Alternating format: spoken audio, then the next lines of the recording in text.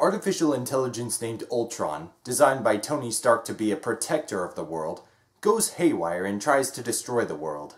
Ultron is assisted in his endeavors by the genetically enhanced Maximoff twins. The good. Since the backstory that explains the events leading up to the events of this movie is explained in Marvel's Phase 2 movies, this movie jumps into its action pretty quickly and doesn't make us wait very long for any kind of awesomeness. And yes, that awesomeness is still very much present in this movie. The action in this movie, just like most Marvel movies that you're probably used to by now, is very bombastic, very energetic, and awesome to watch.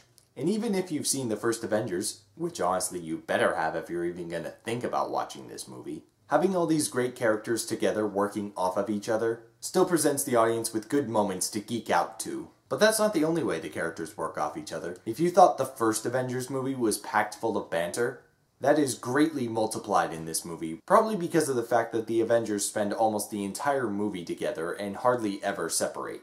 And despite it being the big bombastic explosion of a movie that most people paying for it probably want to see, it is very welcome that this movie tends to explore character a lot more. I like this because it makes the stakes more personal, and it's no better exemplified in this movie than with Hulk, Black Widow, and Hawkeye. Just a quick cliff note on that, Hawkeye has a much bigger role in this movie and is much more interesting. I enjoy the newcomers of this movie. The Maximoff twins, Quicksilver and Scarlet Witch, are fairly fun characters at times, but a lot of the times they're also serious, and ultimately it makes for a pretty good balance. There's another newcomer, but I don't think this one is as obviously apparent to the rest of the audience. So, I'm going to keep my mouth shut about that one. But I think you will like them. Lastly, you have Ultron. There are a few things about this villain that are very menacing, but there's also some stuff about him that makes him kind of funny. I really enjoyed him. He was really menacing and creepy every time he needed to be, but he was also funny, and this was very unexpected. The iffy.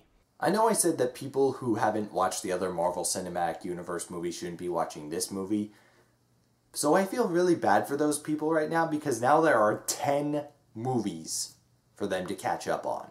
As most of you who are familiar with Marvel's movies probably know, they like to tease their audience with things in the middle of the credits and at the end of the credits. Sometimes just one or the other. For this movie, there is only a middle of the credits teaser.